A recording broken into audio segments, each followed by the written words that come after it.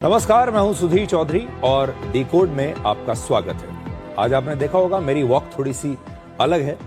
आज मैं बड़े आराम से चलकर स्टूडियो में आया हूं और आज जिस तरह से पश्चिम बंगाल के चुनावी नतीजे आए हैं उससे ऐसा लगता है कि पश्चिम बंगाल के लोग आज झालमुड़ी दिवस मना रहे हैं और इसीलिए आज मेरे हाथ में भी ये झालमुड़ी है और आज पूरा देश ऐसा लगता है कि यही चुनावी झालमुड़ी खा रहा है।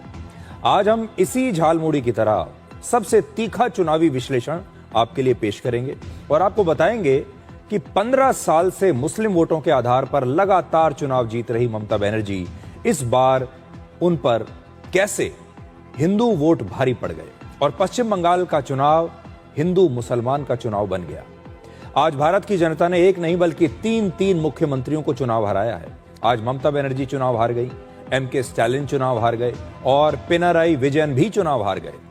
यह बताता है कि जैसे ही कोई नेता जनता को हल्के में लेना शुरू करता है तो जनता उसे तुरंत सबक सिखा देती है और यही लोकतंत्र की सबसे बड़ी खूबसूरती है। और आखिर में हम आपको असम और तमिलनाडु के दो नए सुपरस्टार से मिलवाएंगे। तमिलनाडु की राजनीति में आज एक नए सुपरस्टार का जन्म हुआ है और वो है फिल्म स्टार विजय, जिनकी पार्टी तमिलनाडु में सबसे बड़ी पार्टी बनकर उभरी है और उन्होंने अपने पहले ही चुनाव में डीएमके को हरा दिया। और दूसरे हैं असम के मुख्यमंत्री हिमंता बिस्वा शर्मा, जो नॉर्थ ईस्ट की राजनीति के अब सबसे बड़े सुपरस्टार बनकर उभरे हैं। बहुत सारी बातें बताई गई होंगी, लेकिन अब अगले एक घंटे में सबसे तीखा और सबसे सटीक विश्लेषण हम करेंगे आपके लिए, ताकि आपका बिल्कुल भी समय बर्बाद ना हो और आपको सरल भाषा में आज के चुनावी नतीजों के बारे में पता चले। लेकिन आज का चुनाव का विश्लेषण शुरू करने से पहले आपको तीन तस्वीरें दिखाना चाहते हैं। पहली तस्वीर, पश्चिम बंगाल में आज कमल का फूल खिल गया। पूर्व प्रधानमंत्री अटल बिहारी वाजपेयी ने एक बार कहा था, अंधेरा छटेगा कमल खिलेगा, और पश्चिम बंगाल में पहली बार जीतकर बीजेपी ने एक नया इतिहास रच दिया है। वर्ष 2016 में पश्चिम बंगाल में बीजेपी की सिर्फ 3 सीटें आई थी, लेकिन आज 208 सीटें हैं।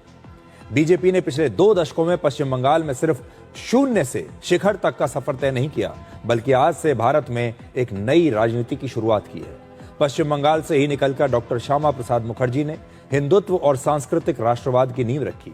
आज आपको दिखाएंगे कि कैसे आज पश्चिम बंगाल में बीजेपी की जीत भारत में एक नए राजनीतिक पुनर्जागरण की शुरुआत है।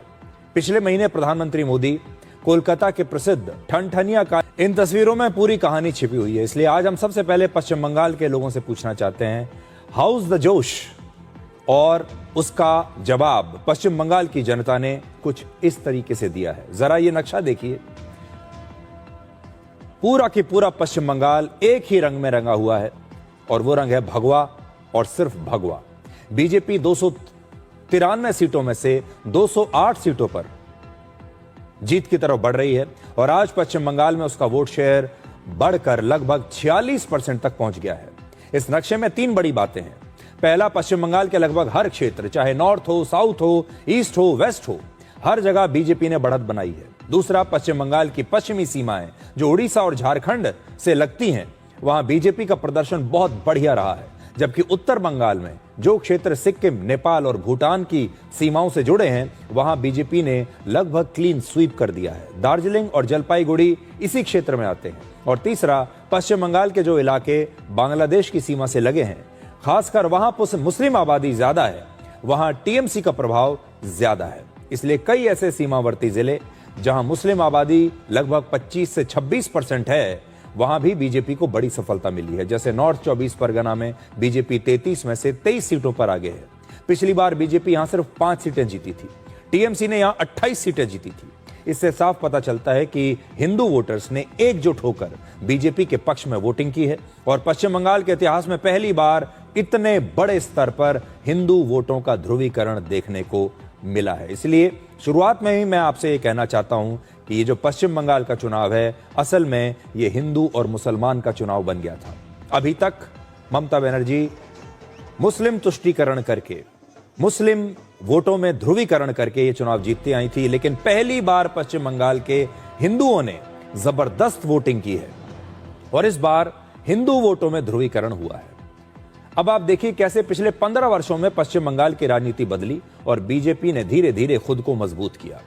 2011 में ममता बनर्जी पहली बार सत्ता में आई और उस समय टीएमसी का वोट शेयर 39% था और बीजेपी का सिर्फ 4%। इसके बाद बीजेपी का वोट शेयर हर विधानसभा चुनाव में लगातार बढ़ता चला गया और आज ये बढ़कर 4% से 46% हो चुका है, जबकि ममता बनर्जी का वोट शेयर अब 48% से घटकर 41% रह गया।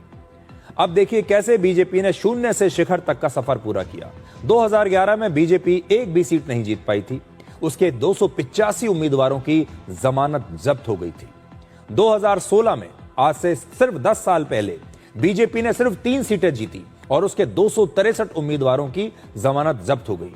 लेकिन बीजेपी ने तब भी हार नहीं मानी और लगातार जमीन पर रहकर यह पार्टी मेहनत करती रही। वर्ष 2021 में बीजेपी के लिए एक टर्निंग पॉइंट आया और बीजेपी 77 सीटें जीतकर पश्चिम बंगाल में दूसरी सबसे बड़ी पार्टी बनी और 2026 में 208 सीटें जीत गई, जबकि टीएमसी की सीटें 2021 में 215 थीं, जो अब घटकर 79 हो चुकी हैं। तो ये पूरा इतिहास आपके लिए है 2011 से लेकर 2026 के बीच का। आपकी स्क्रीन पर आप देख लीजिए। 71 साल की ममता बनर्जी पिछले 15 वर्षों से पश्चिम बंगाल के मुख्यमंत्री हैं। वो पश्चिम बंगाल की राजनीति का सबसे बड़ा चेहरा है और 50 वर्षों से राजनीति में है, लेकिन आज पश्चिम बंगाल में उनकी सबसे बड़ी हार हुई है। आखिर ऐसा क्या हुआ कि पश्चिम बंगाल की जनता ने ममता बनर्जी को इस बार सत्ता से बाहर कर दिया? तो जल्दी से समझिए। पहला, 15 साल तक सत्ता में रहने के बाद ममता बनर्जी और उनके नेताओं में घमंड आ गया था और वो ये मान चुके थे कि पश्चिम बंगाल में अब उन्हें कोई हरा नहीं सकता। ऐसा लगता था कि ममता बनर्जी पश्चिम बंगाल को एक अलग देश की तरह मानती थी और यह देश उनका था, जिस पर उनका स्वामित्व है। टीएमसी के नेता पश्चिम बंगाल के लोगों को भी धमकी दे रहे थे कि 4 मई के बाद उन्हें सबक सिखाएंगे। वो बड़बोलेपन में बार बार कहते थे कि बीजेपी हमें कभी हरा नहीं सकती, लेकिन टीएमसी नेताओं का यह बड़बोलापन ही उनकी हार का कारण बन गया।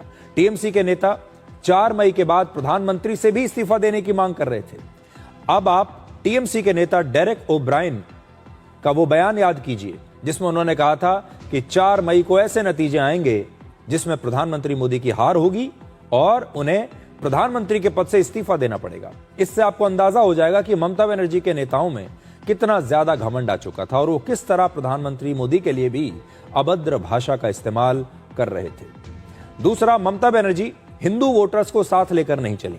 ममता बनर्जी को कभी नहीं लगा कि हिंदू वोटर्स का ध्रुवीकरण होगा। उन्होंने हिंदू वोटर्स की इतनी एकजुटता की कभी कल्पना नहीं की थी।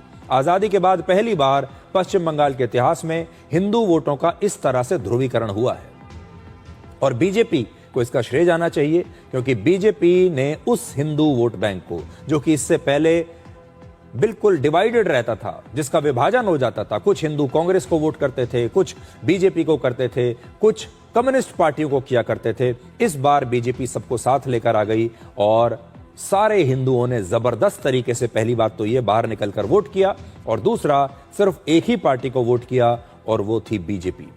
तीसरी बात यह कि पिछले 50 वर्षों में पहली बार पश्चिम बंगाल का चुनाव हिंदू वर्सेस मुसलमान का चुनाव बन गया। ममता बनर्जी लगातार मुस्लिम तुष्टीकरण की राजनीति करती थी और इस बार बीजेपी ने इसे एक बहुत बड़ा मुद्दा बना लिया और ममता बनर्जी को यह मुस्लिम तुष्टीकरण ही महंगा पड़ गया, क्योंकि इससे सारे मुसलमानों ने तो उन्हें वोट दे दिया लेकिन हिंदू दूसरी तरफ चले गए, क्योंकि ममता बनर्जी हिंदुओं को अपने साथ लेकर नहीं चल पाई और हिंदू पश्चिम बंगाल में परेशान हो रहे थे। चौथा, एसआईआर ने लगभग 91 लाख नकली वोट काट दिए और ऐसा लगता है कि ये वो अवैध वोटर्स थे जिनके दम पर ममता बनर्जी अब तक चुनाव जीतती आ रही थी। अब जब वो वोट ही कट गए तो फिर चुनाव कैसे जीतती?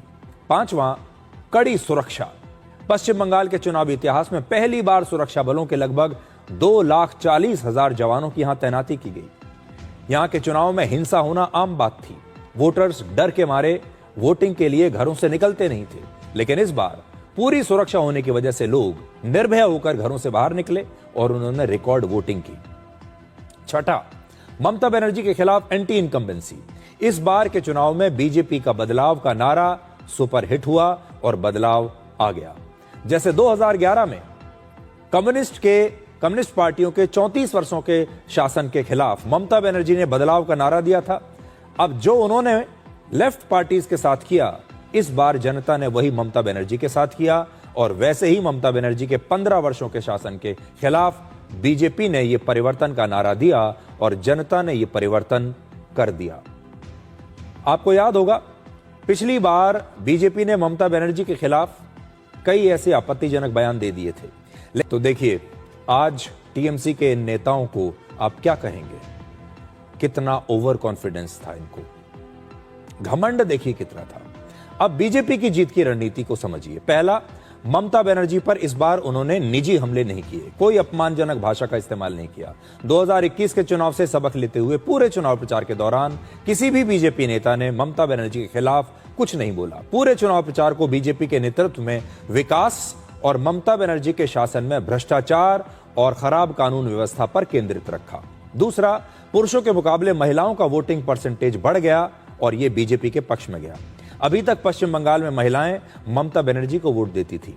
ममता बनर्जी के इस वोट बैंक को तोड़ने के लिए बीजेपी ने महिलाओं के विकास और महिलाओं की सुरक्षा की दोहरी रणनीति अपनाई। बीजेपी ने महिलाओं को हर महीने 3,000 रुपए देने और राज्य की सरकारी नौकरियों में 33% आरक्षण का वादा कर दिया। इसके अलावा चुनाव प्रचार में महिलाओं की सुरक्षा को एक बहुत बड़ा मुद्दा बीजेपी ने बनाया। बीजेपी ने आरजी कार अस्पताल में जो कॉलेज में रेप केस हुआ था, उसमें पीड़िता की मां रत्ना देवनाथ को पनीहाटी सीट से टिकट दे दिया और प्रधानमंत्री मोदी ने खुद इस मां का हौसला बढ़ाया था और आज वो चुनाव जीत भी गई। ये तस्वीरें आप देखिए। रत्ना देवनाथ इस समय 84,000 वोटों के एक बहुत बड़े अंतर से आगे चल रही है। तीसरी बात, ममता बनर्जी के मुस्लिम तुष्टीकरण के खिलाफ हिंदू वोटर्स का ध्रुवीकरण किया। चुनाव प्रचार में बार बार मां काली का जिक्र करके बंगाली वोटर्स से खुद को बीजेपी ने जोड़ा। टीएमसी के नेता जिस तरह से मुसलमानों के पक्ष में बयान दे रहे थे, उसने भी इस राज्य के सारे हिंदू वोटर्स को एकजुट कर दिया और उन्हें लगा कि अगर इस बार टीएमसी को नहीं हराया तो बहुत देर हो जाएगी। चौथा, बीजेपी ने पुरानी गलतियों को सुधारा। सबसे पहले बाहरी होने की जो छवि है बीजेपी की, क्योंकि ममता बनर्जी लगातार ये कह रही थी कि एक तरफ पश्चिम बंगाल की अपनी संस्कृति है, उनकी अपनी पहचान है और बीजेपी तो बाहरी लोगों की पार्टी है, अब गुजरात के लोग यहां आकर शासन करेंगे। बीजेपी ने इस छवि को मिटा दिया और बंगाली अस्मिता से खुद को बीजेपी ने जोड़ा। प्रधानमंत्री मोदी ने वहां जाकर एक दुकान से झालमुड़ी खाई, हुगली नदी में नाव में घूमने के लिए गए, कोलकाता के कालीबाड़ी मंदिर में पूजा की और सिक्किम में जाकर फुटबॉल खेली। अमित शाह ने गंगा सागर में स्नान किया। तो ये सब चीजें ऐसी थीं जो बंगाल के वोटर्स ने देखी और उन्होंने अमित शाह जैसे बड़े नेताओं को, प्रधानमंत्री मोदी को बाहरी नेता नहीं माना, बल्कि उन्होंने इन्हें अपना लिया। पांचवी बात, बीजेपी की चुनावी रणनीति बूथ स्तर पर पार्टी को उन्होंने मजबूत किया और एक बूथ 10 यूथ की रणनीति अपनाई और यही रणनीति बीजेपी ने 2014 के लोकसभा चुनाव में उत्तर प्रदेश में भी अपनाई थी। बूथ स्तर पर जो टीम बनाई गई उसमें 1-2 बांग्ला भाषी लोगों को रखा गया। चुनाव प्रचार में स्थानीय नेताओं को और आगे बढ़ाया गया। पश्चिम बंगाल के सीमावर्ती राज्यों जैसे बिहार, झारखंड, असम के कार्यकर्ताओं को पश्चिम बंगाल के गांवों में उनकी ड्यूटी लगाई गई। प्रधानमंत्री कई राज्यों के मुख्यमंत्री और केंद्रीय मंत्रियों को लेकर जमीनी स्तर पर उन्होंने चुनाव प्रचार कराए और रोड शो किए। गृह मंत्री अमित शाह चुनाव के दौरान 15 दिनों तक पश्चिम बंगाल में खुद रहे और इस समय की सबसे बड़ी खबर यह है कि ममता बनर्जी भवानीपुर सीट से चुनाव हार गई है और शुभेंदु अधिकारी 15,000 वोटों से ये चुनाव जीत चुके हैं। तो देखिए, ये एक बहुत बड़ी खबर इस समय मैं आपको बता रहा हूं, जहां ममता बनर्जी भवानीपुर सीट से भी अब शुभेंदु अधिकारी हार गई है। और अब हम आपको सीधे पश्चिम बंगाल लेकर चलते हैं। सौरभ दत्ता हमारे संवाददाता इस समय हमारे साथ हैं और वो आपको बताएंगे कि सौरभ, ममता बनर्जी के लिए चारों तरफ से बुरी खबरें ही बुरी खबरें आ रही हैं। पार्टी तो हार ही गई, इस बार वो खुद भी हार गई। तो क्या ममता बनर्जी की जो लोकप्रियता थी वो इतनी नीचे चली गई थी और लोगों को इसके बारे में अंदाजा नहीं था?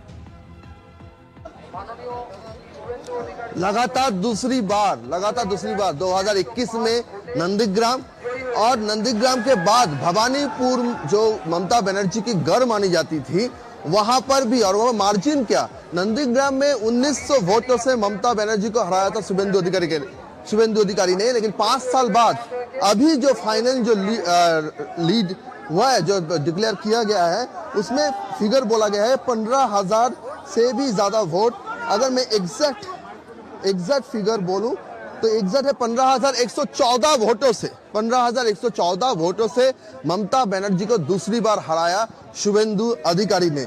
ये चुनाव कहीं ना कहीं उत्तर बंगाल से दक्षिण बंगाल, उत्तर बंगाल में तो बीजेपी पहले से अच्छा करती थी, लेकिन दक्षिण बंगाल के ऐसे बहुत सारे जिले हैं जहां पे एक के बाद एक अनएक्सपेक्टेड रिजल्ट्स मिले हैं। कोलकाता का बात कर लीजिए, 11 सीटें हैं कोलकाता के, 11 में से एक भी सीटें लोकसभा पिछले 2 साल पहले भी बीजेपी को नहीं मिला था। वहीं पे भवानीपुर में सीधी तौर से ममता बनर्जी हारी है। उनकी कैबिनेट के अदर्स जो हेवीवेट है, शशि पांजा शैम्पूपुर से खड़े हुए थे, हारी। मानिकतला में तापस राय बीजेपी के वो जीते हैं। श्रेया पांडे वो हार चुकी है, उनके पिता 7 बार वहां के विधायक थे, 7 बार से भी ज्यादा, साधन पांडे। जोरा शाको, चौरंगी, नैना बंदोपाध्याय खुद विधायक है, सुदीप बंदोपाध्याय जो सांसद है उनकी बीबी है, वो हार चुकी है चौरंगी में। अरूप विश्वास टालीगंज, दक्षिण कलकत्ता से तृणमूल का जन्म हुआ था, वो दक्षिण कलकत्ता जो यहाँ के लोग मानते थे कि दक्षिण कलकत्ता में टीएमसी हार ही नहीं सकती, उस दक्षिण कलकत्ता में भवानीपुर में ममता बनर्जी हारी, रासबिहारी में देवाशीष कुमार हारे, टालीगंज में अरूप विश्वास हारे।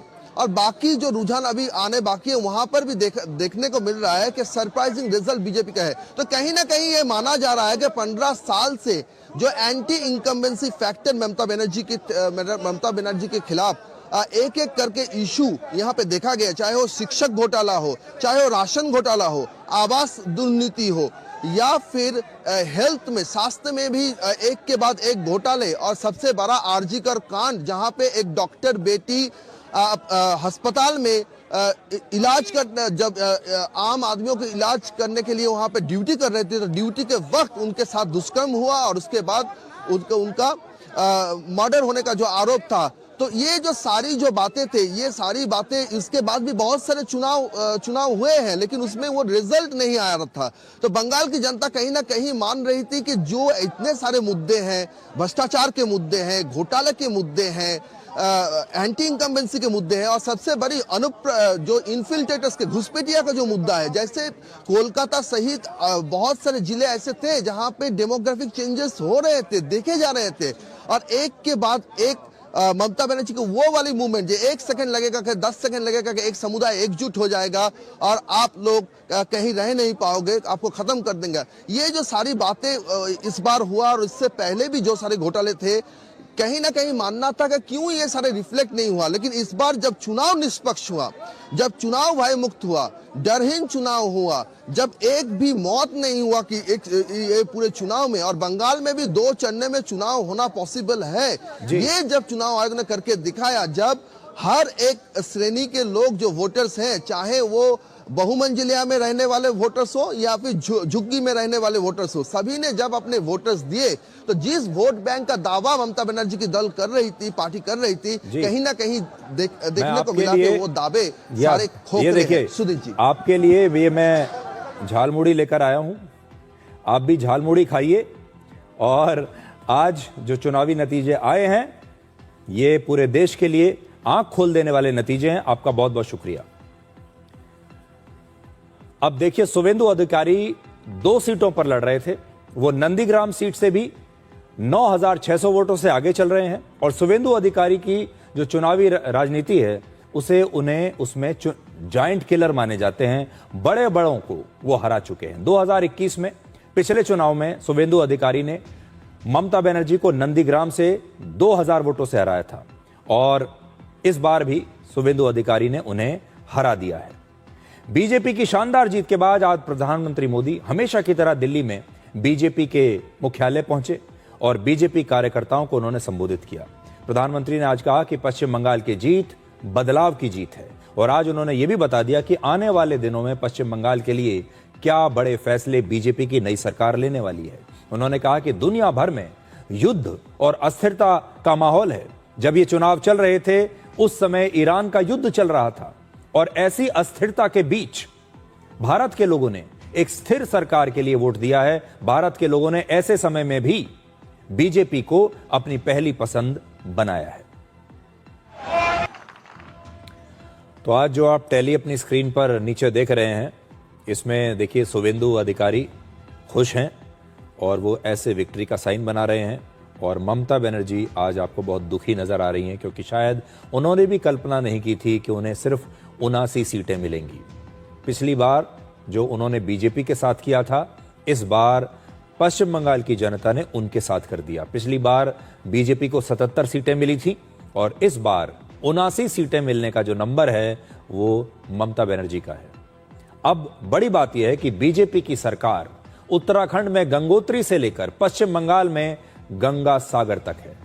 गंगा नदी के पूरे रास्ते में हर राज्य यानी उत्तराखंड, उत्तर प्रदेश, बिहार और पश्चिम बंगाल में बीजेपी या फिर एनडीए गठबंधन की अब सरकारें हैं। पूरी गंगा को उन्होंने कवर कर लिया है। गंगा किनारे बीजेपी बहुत मजबूत है और आज प्रधानमंत्री मोदी ने भी कहा कि गंगोत्री से लेकर गंगा सागर तक अब कमल खिल चुका है। और जैसा प्रधानमंत्री मोदी ने कहा, इस समय भारत के 17 राज्यों में बीजेपी के मुख्यमंत्री हैं और 5 राज्यों में एनडीए गठबंधन की सरकारें हैं। इस हिसाब से अब भारत के 22 राज्यों और केंद्र शासित प्रदेशों में एनडीए की सरकार है और इसमें दिल्ली और पुडुचेरी भी शामिल हैं। आज अगर आप देखेंगे तो भारत का नक्शा कुछ इस प्रकार से नजर आता है जो आपकी स्क्रीन पर है, जहां आपको भगवा ही भगवा नजर आ रहा है। विपक्षी पार्टियों के लिए आज एक बहुत बुरा दिन है। विपक्ष के नेता आज इस नक्शे को देखकर हो सकता है डिप्रेशन में चले जाएं, क्योंकि उनके तमाम कोशिशों के बावजूद बीजेपी की यह लहर रुक नहीं रही है। और आज के जो चुनावी नतीजे हैं उन्हें आप 2029 के लोकसभा चुनावों का एक ट्रेलर भी मान सकते हैं। 2014 के नतीजों में 282 सीटों के साथ प्रधानमंत्री मोदी सबसे पहले जननायक बने।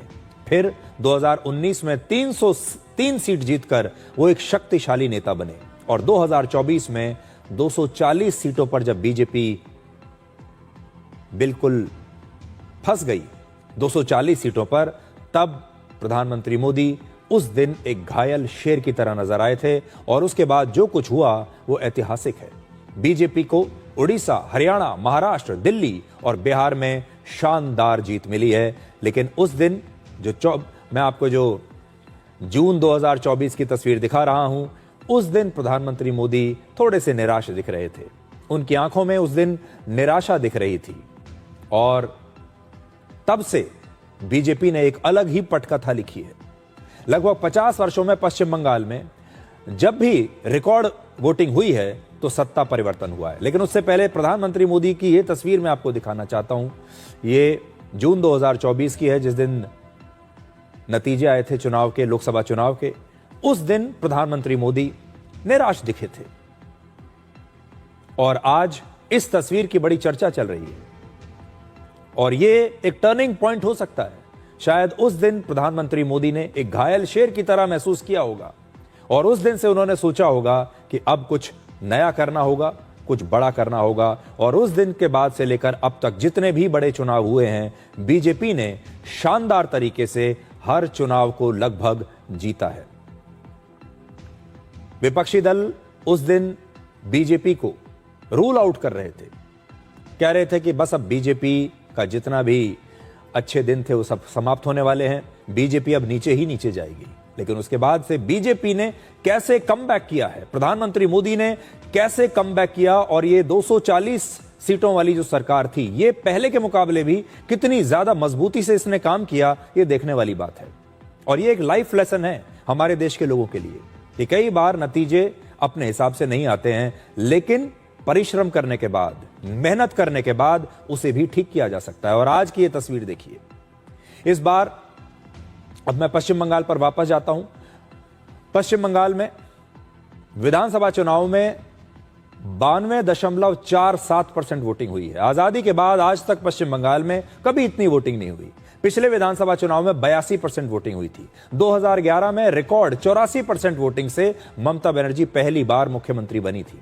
2011 से पहले पश्चिम बंगाल में लेफ्ट पार्टियों की, सीपीएम की सरकार थी। समय का चक्र देखिए, रिकॉर्ड वोटिंग से ममता बनर्जी पहले मुख्यमंत्री बनी और अब ऐसे ही रिकॉर्ड वोटिंग से पश्चिम बंगाल की जनता ने उन्हें सत्ता से बाहर कर दिया। अब 5 पॉइंट्स में आज के नतीजों का राष्ट्रीय संदेश समझिए। इसे यह मत समझिए कि ये विधानसभा के चुनाव है। देश की राजनीति में इसका बहुत बड़ा मतलब है। पहला, वर्ष 1977 के बाद पहली बार कोई राष्ट्रीय पार्टी, नेशनल पार्टी पश्चिम बंगाल में अपनी सरकार बना रही है। वर्ष 1977 के बाद पहली बार देश के किसी भी राज्य में अब वामपंथियों की यानी कम्युनिस्ट पार्टी की कोई सरकार नहीं होगी। पहली बार भारत अब कम्युनिस्ट पार्टी से मुक्त हो चुका है। देश के दो बड़े क्षेत्रीय दल, ममता बनर्जी की पार्टी टीएमसी और एमके स्टैलिन की पार्टी डीएमके की राजनीति का एक प्रकार से अगले 5 साल के लिए उस पर ब्रेक लग गया है। अब एक दो पार्टियों को छोड़कर देश में कोई बड़ी क्षेत्रीय पार्टी नहीं बची है जो सत्ता में हो।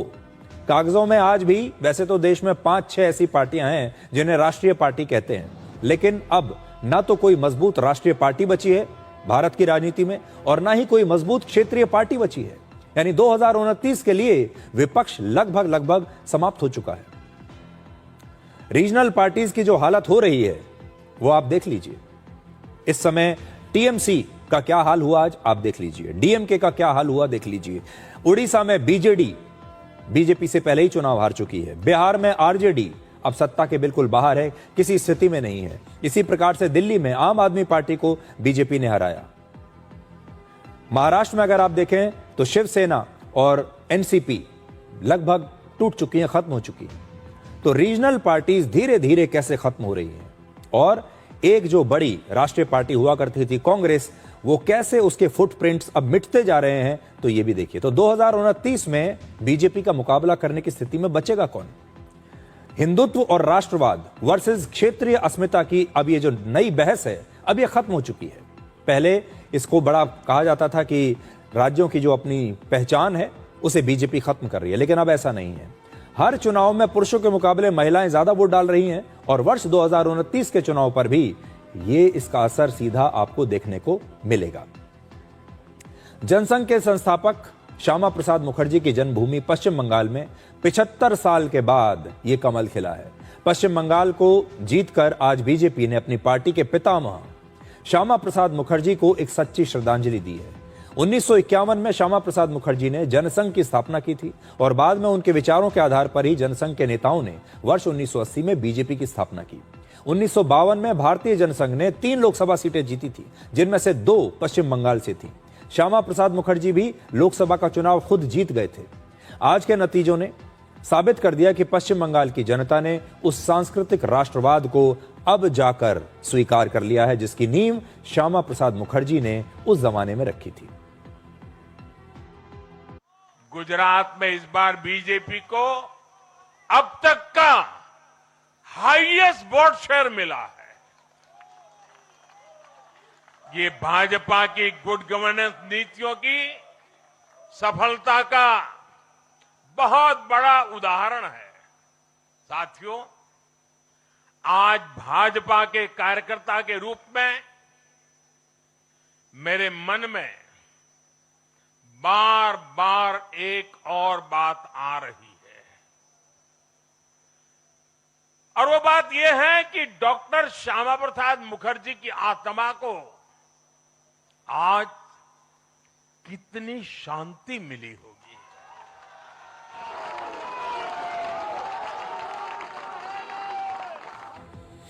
आज जो बीजेपी पश्चिम बंगाल में जीती है, इसे आप बंगाल का पुनर्जागरण भी कह सकते हैं। भारत के इतिहास में यदि किसी क्षेत्र ने बौद्धिक, सामाजिक और सांस्कृतिक चेतना की मशाल सबसे पहले और सबसे तेजी से जलाई तो वो बंगाल था। 19वीं सदी की शुरुआत में बंगाल में ही पुनर्जागरण हुआ था और राजा राम मोहन रॉय, ईश्वर चंद्र विद्यासागर, रामकृष्ण परमहंस और स्वामी विवेकानंद जैसे समाज सुधारकों ने हिंदू धर्म को नई ऊर्जा दी और अंतर्राष्ट्रीय स्तर पर सनातन को नई पहचान दी। रविंद्रनाथ टैगोर ने साहित्य और कला में भारतीय आत्मा को शब्दों और संगीत के माध्यम से पूरी दुनिया तक पहुंचाया, यह उनकी भूमि है। लेकिन आज जो उन्होंने पश्चिम बंगाल के लोगों ने किया है, उसे आप कह सकते हैं कि ये पश्चिम बंगाल का पुनर्जागरण है।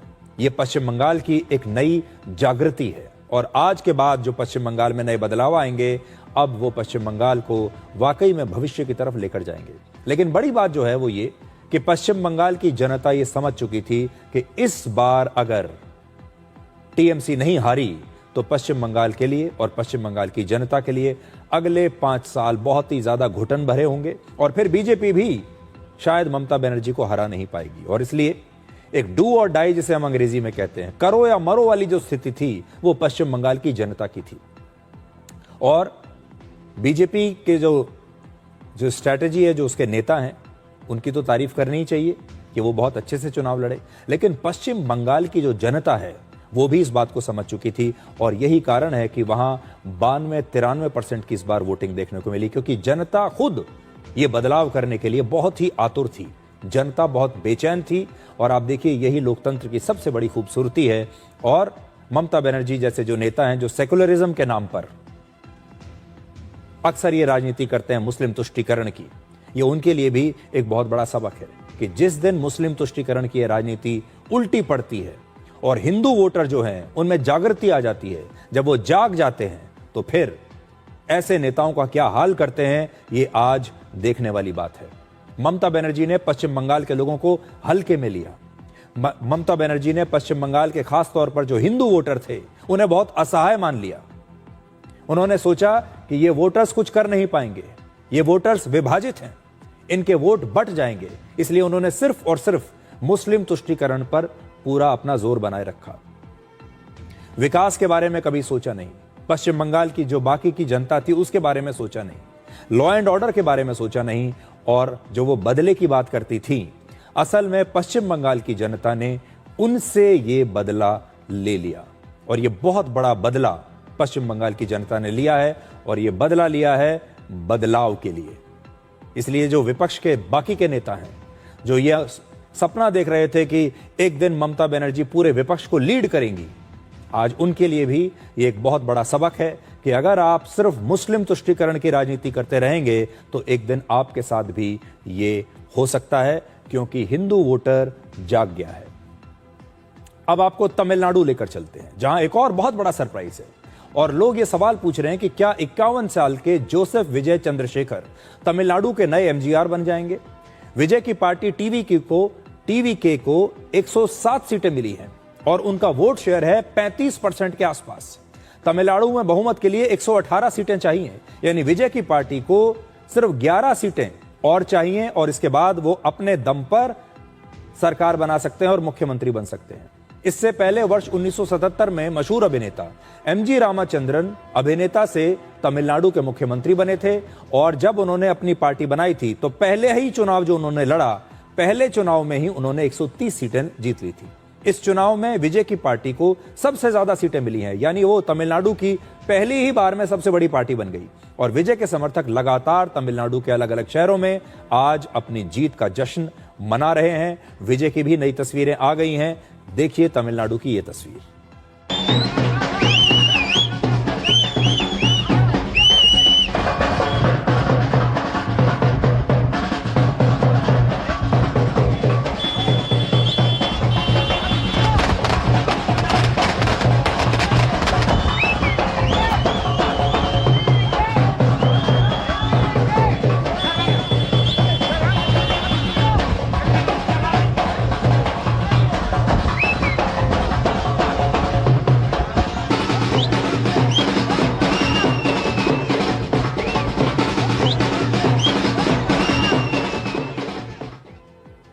तमिलनाडु में पिछले 60 वर्षों से सिर्फ 2 पार्टियों ने बारी बारी से राज किया है, एक डीएमके और दूसरा एआईएडीएमके।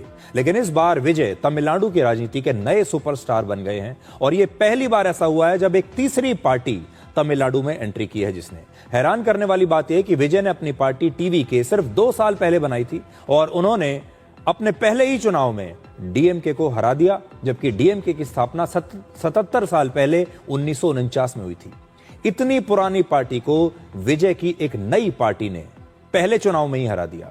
आज तमिलनाडु के मुख्यमंत्री एमके स्टालिन खुद 8,800 वोटों से चुनाव हार गए। एमके स्टालिन की पार्टी डीएमके को इस चुनाव में सिर्फ 59 सीटें मिली हैं, जबकि पिछले चुनाव में उन्हें 133 सीटें मिली थी। विजय की इस जीत से उनका परिवार बहुत खुश है। विजय के पिता ने कहा है कि उन्हें यकीन था कि विजय इस चुनाव में ही एक नया इतिहास रच देंगे।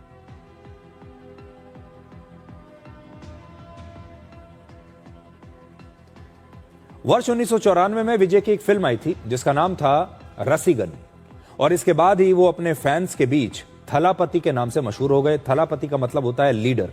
अब समझिए 4 पॉइंट्स में कि विजय की ये जीत कैसे हुई। पहला, विजय ने लगभग 70 फिल्मों में काम किया है। फिल्मों में उनकी छवि एक मास लीडर की है, इसलिए युवाओं और महिलाओं के बीच वो बहुत लोकप्रिय हैं और यही उनकी सबसे बड़ी राजनीतिक ताकत बन गई। दूसरा, विजय ने पिछले 3 वर्षों में 3 बड़ी सुपरहिट फिल्में दी और अपने फिल्मी करियर के शिखर पर रहते हुए ही उन्होंने राजनीति में एंट्री ले ली। इस स्टारडम का उन्हें राजनीति में फायदा मिला। आपने देखा होगा इससे पहले जब बड़े बड़े फिल्म स्टार्स राजनीति में आते हैं तो वो तब आते हैं जब उनका फिल्मों में जो करियर है वो लगभग समाप्त हो चुका होता है, तब वो राजनीति में आते हैं। लेकिन विजय ने जो अच्छी बात की वो ये कि जब वो अपने पीक पर थे वो तभी राजनीति में आ गए। तीसरा, चुनाव प्रचार के दौरान विजय ने परिवारवाद और भ्रष्टाचार को मुद्दा बनाया और जनता ने उन पर भरोसा करके वोट भी दिया। चौथा, इस चुनाव में विजय ने खुलकर कहा कि उनका पूरा नाम है जोसेफ विजय, और इसके बाद तमिलनाडु का 12% ईसाई और मुस्लिम वोट बैंक उनकी तरफ शिफ्ट हो गया, क्योंकि उन्हें समझ में आ गया कि वो माइनॉरिटी से हैं और वो क्रिश्चियन है, और इसलिए उन्हें इसका भी फायदा हुआ। पिछले कुछ समय से देश में वंशवाद की राजनीति खत्म हो रही है और तमिलनाडु में भी 73 वर्ष के एम.के. स्टालिन की करारी हार हुई है। स्टालिन के पिता एम. करुणानिधि 5 बार तमिलनाडु के मुख्यमंत्री रहे। एम.के. स्टालिन सिर्फ 1 बार 5 वर्षों के लिए मुख्यमंत्री बने और पिछले चुनाव के मुकाबले उनकी पार्टी का वोट परसेंट अब 13% कम हो गया है। आरोप है कि एम.के. स्टालिन की सरकार जनता के मुद्दों से दूर रही और आज के नतीजे बताते हैं कि पब्लिक में इस सरकार को लेकर बहुत गुस्सा था। इस तस्वीर को देखिए, एम.के. स्टालिन चुनाव प्रचार के समय कैसे जनता को अपने से दूर रखते थे। कहा जाता था कि उनके अंदर भी घमंड आ गया है, वो भी परिवारवाद से ग्रस्त हैं और उन्हें लगता था कि वो तो शासन करने के लिए ही पैदा हुए हैं, उनका जन्म ही इसीलिए हुआ है ताकि वो सत्ता में बैठे रहेंगे। और इस प्रकार की उनकी तस्वीरें आती रहती थीं जिसमें कहा जाता था कि वो तो जनता को पूछते ही नहीं है। एक अलग प्रकार का घमंड उनमें आ गया है और यही बात बंगाल में टीएमसी के नेताओं के लिए भी कही जाती है। आपको याद होगा एम.के. स्टालिन के बेटे उदयनिधि स्टालिन ने सनातन को खत्म करने की बात कही थी और आज देखिए सनातन तो खत्म नहीं हुआ, उनकी अपनी ही पार्टी तमिलनाडु से खत्म हो गई। आज भारत की जनता ने एक नहीं बल्कि 3 मुख्यमंत्रियों को चुनाव हराया है। ममता बनर्जी चुनाव हार गई, एम.के. स्टालिन चुनाव हार गए और पिनाराई विजयन भी चुनाव हार गए। यह बताता है कि जैसे ही कोई नेता जनता को हल्के में लेना शुरू करता है, जनता उसे तुरंत सबक सिखाती है। यानी लोकप्रियता और सत्ता पर किसी का कॉपीराइट नहीं। आज के नतीजों के बाद अरविंद केजरीवाल की भी चर्चा हो रही है, क्योंकि केजरीवाल ने ममता बनर्जी और एम.के. स्टालिन दोनों के लिए चुनाव प्रचार किया था और दोनों ही हार गए। अब जल्दी से असम के बारे में बताते हैं। असम में बीजेपी ने जीत की हैट्रिक लगाकर एक नया इतिहास रचा है। मुख्यमंत्री हिमंता बिस्वा शर्मा के नेतृत्व में यह पहला चुनाव था और रिजल्ट से साफ हो गया कि a new superstar is born. Assam में बीजेपी 126 सीटों में से 82 सीटों पर आगे है और बहुमत का आंकड़ा है 64। यानी बीजेपी अब बड़ी आसानी से तीसरी बार सरकार बनाएगी। 2021 के चुनाव के मुकाबले इस बार बीजेपी 21 ज्यादा सीटों पर आगे है। 2021 के मुकाबले बीजेपी का वोट शेयर 6% बढ़ गया। 2016 में बीजेपी 60 सीटें जीती और 29% उसका वोट शेयर था। 2021 में बीजेपी ने फिर 60 सीटें जीती और वोट शेयर बढ़कर हो गया 33%। और आज असम में 81 सीटों पर जीत रही है और वोट परसेंट बढ़कर हो गया 38%। यानी लगातार बढ़ता जा रहा है। असम में बीजेपी की जीत इतनी प्रचंड थी कि गौरव गोगोई, जो असम चुनाव में कांग्रेस का चेहरा थे, वो खुद चुनाव हार गए। वो असम कांग्रेस के अध्यक्ष भी हैं और जोरहाट सीट से वो चुनाव हार गए। असम में कांग्रेस सिर्फ मुस्लिम बहुल इलाकों में ही जीती है और उसके जो 19 उम्मीदवार आगे चल रहे हैं उसमें से 18 मुस्लिम हैं। यानी असम में कांग्रेस जो है वो मुसलमानों की पार्टी बनकर रह गई है। अब एक छोटा सा ब्रेक और ब्रेक के बाद आपको दिखाएंगे कैसे केरलम में लेफ्ट पार्टी की राजनीति का दी एंड हो गया है।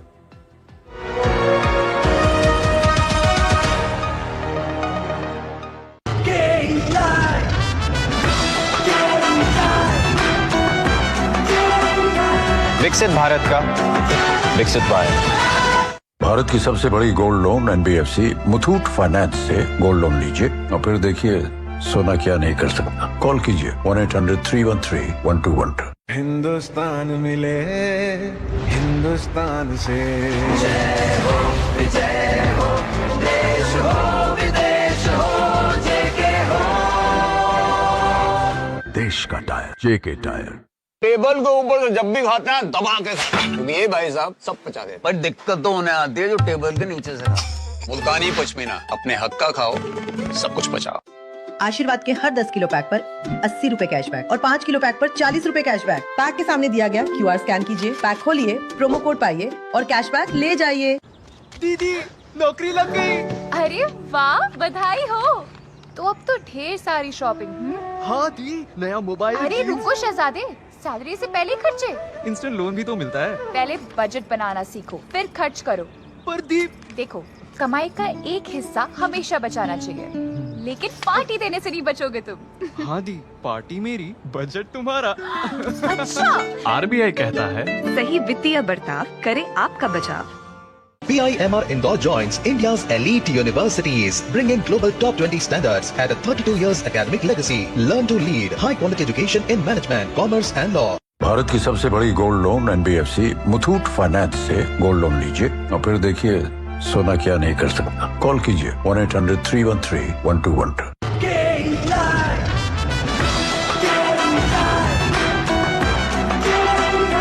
विकसित भारत का विकसित भारत।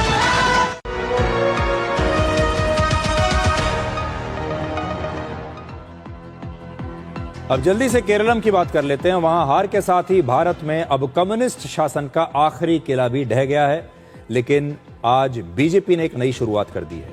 140 सीटों वाली केरलम विधानसभा में बीजेपी के 3 उम्मीदवार जीते हैं और बीजेपी को कुल वोट मिले हैं 11%।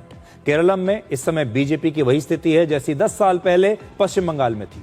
2016 के चुनाव में बीजेपी को पश्चिम बंगाल में 3 सीटें मिली थी और वोट मिले थे 10%। केरलम में अब कांग्रेस के नेतृत्व वाले यूनाइटेड डेमोक्रेटिक फ्रंट को बहुमत मिला है और केरलम में 140 सीटों में से कांग्रेस का जो गठबंधन है उसे 102 और LDF को 35 और बीजेपी और गठबंधन को 3 सीटें इस बार मिली हैं। पुडुचेरी में एनडीए की सरकार इस बार फिर से आ रही है। पुडुचेरी में एनडीए का नेतृत्व ऑल इंडिया NR कांग्रेस कर रही है और पुडुचेरी की 30 सीटों का रिजल्ट आपके सामने है। बीजेपी +18, कांग्रेस +6, अदर्स जो दूसरी पार्टियां हैं वो 6। पुडुचेरी में बहुमत के लिए 16 सीटों की जरूरत है और बीजेपी गठबंधन 18 सीटों के साथ वहां पर आराम से सरकार बना रही है। ये आपके सामने है। अब एक और छोटा सा ब्रेक और ब्रेक के बाद डिकोड जिंदगी में आपको दिखाएंगे आज का विचार।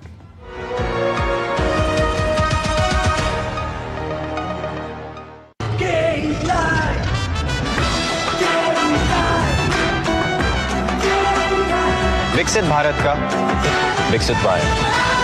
भारत की सबसे बड़ी gold loan NBFC Muthoot finance से गोल्ड लोन लीजिए और फिर देखिए सोना क्या नहीं कर सकता। कॉल कीजिए 1-800-313-1212। PIMR Indore joins India's elite universities, bringing global top 20 standards at a 32 years academic legacy. Learn to lead high quality education in management, commerce and law. 605।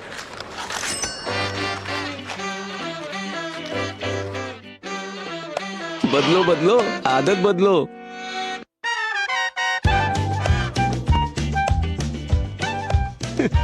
बदलो बदलो आदत बदलो। अब नजदीकी बैंक जाकर फटे पुराने नोट्स बदलिए। अगर बैंक मना करे तो RBI के ओम्बुड्समैन से शिकायत करें। RBI कहता है जानकार बनिए, सतर्क रहिए।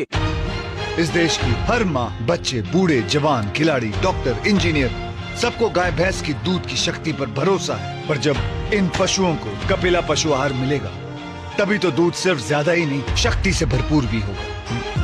कपिला पशु आहार, देश का नंबर 1 पशु आहार। गोल्डी मसाले के 100 ग्राम के स्पेशल पैक्स में फ्रेशनेस लॉक है। ऐसे गोल्डी मसाले जहां जाएं रिश्ते बनाएं।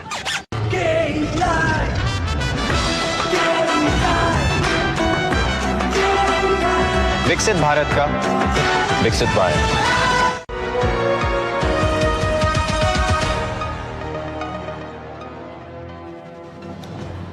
आज का दिन काफी दिलचस्प रहा। आज चुनाव के नतीजों पर पूरे देश की नजरें बनी हुई थीं और आज का दिन इसलिए बहुत स्पेशल है। लेकिन अब आखिर में आंकड़ों की बात कर लेते हैं। कॉट यानी क्रोम OTT के अनुसार, जैसा कि आप अपनी स्क्रीन के बाईं तरफ देख रहे हैं, आज का जो एपिसोड है, ये जो चुनाव का स्पेशल एपिसोड है, आज हमारे कुल व्यूज 5 मिलियन है। हिंदी में 5 मिलियन का मतलब हुआ 50 लाख व्यूज हमारे हैं, जैसे आप कह सकते हैं कि cumulative total digital live views हैं 50 लाख। यह सिर्फ एक आंकड़ा नहीं है, यह नंबर बताता है कि चाहे चुनाव की खबर हो, चाहे अंतर्राष्ट्रीय मुद्दे हों, चाहे ईरान का युद्ध हो या फिर देश की बड़ी घटनाएं, भारत आज भी डिकोड देख रहा है। भारत आज भी दूरदर्शन पर डिकोड देखता है, क्योंकि यहां आपको मिलती है सीधी, साफ और सबसे भरोसेमंद खबर।